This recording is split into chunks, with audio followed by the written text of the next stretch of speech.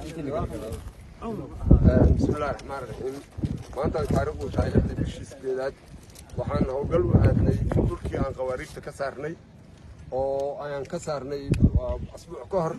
inaan xaqiijino amnigii shacabka si aan dhibaato u imaanin jidadkii ay hore u deganaayeen iyo meelihii ay hore u haysteen ayaa waxaan ka soo saarnay miilooyinkan maanta horteeda yaalla oo qawaariijtu ay ugu tala gashay inay shacabka masaakiinta ku dhibaateeyaan iyo cid kasta oo ayaga ka soo horjeeda marka ilaahay mahadis waxa inaan mar walba u taagannahay shacabkaygu inaysan dhibaato gaarin naftayda aan u hurnay ciidanka ay u jeedaan har iyo habeen ma hoydaan mana harsadaan waxay diyaar u yihiin dalkooda iyo dadkooda iyo diintooda inay ka difaacaan cadawga qawaariijta waxaas dadka u dhigaya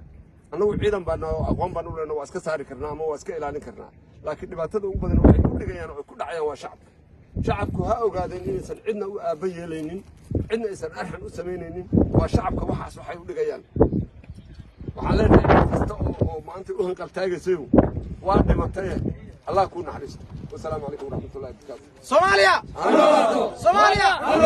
عيدك الدراويشتا عيدك الدراويشتا عدوغا أرجع صاحب